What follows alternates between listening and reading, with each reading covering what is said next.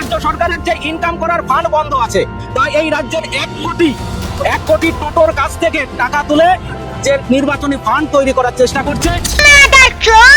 রাজ্যের বিভিন্ন প্রান্ত থেকে ইডি যেভাবে পাহাড় প্রমাণ বেআইনি অর্থ উদ্ধার করে চলেছে, তাতেই রাতের ঘুম উড়েছে কালীঘাটে। সিন্ডিকেট আর কাটমানি সেই পুরনো চোরাপথগুলো এখন সব বন্ধ। তাই এবার তৃণমূলের শেল দৃষ্টি গিয়ে পড়েছে বাংলার খেটে খাওয়া এই অসহায় টোটোওয়ালাদের উপর।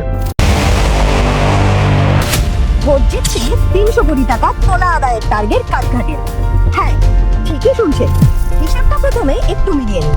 রাজ্যে এই মুহূর্তে টোটো চালকের সংখ্যা প্রায় 1 কোটি। তাদের প্রত্যেকের থেকে 300 টাকা তোলা তুলে এবারে ভোটের টাকা তুলতে চায় তৃণমূল।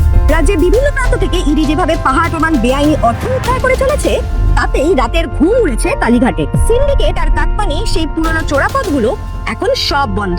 তাই এবার তৃণমূলের শেল দৃষ্টি গিয়ে পড়েছে বাংলায় খেটে খাওয়া এই অসহায় টোটোওয়ালাদের উপর। সারাদিন হাড় ভাঙা খাটুনি খেতে একজন টোটো চালক রোজগার করেন ওই 300 টাকা।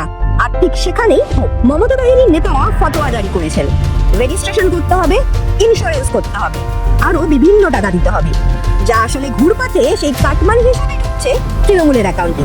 আর রাস্তায় উঠলেই মমতার পুলিশের নির্লজ্জ তোলাবাজি তো আছে। গত 15 বছরে মমতা ব্যানার্জি আপনি তো রাজ্যটাকে একটা শিল্পহীন কর্মসংস্থানহীন শাসাতে পরিণত করেছেন। মেয়ে বিয়ে পাশ করা শিক্ষিত বেকার যুবকরা পেটের দায়ে আজ টোটো চালাতে বাধ্য হচ্ছে, আর ভিনদেশী অনুপ্রবেশকারীরা এই রাজ্যে এসে বুক ফুলিয়ে দুধ ফেরি করছে।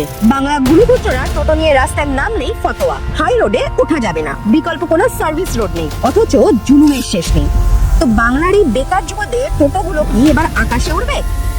কান খুলে শুনে রাখুন মমতা ব্যানার্জি, এই 1 কোটি টোটো চালকের সঙ্গে জড়িয়ে আছে তাদের গোটা পরিবার।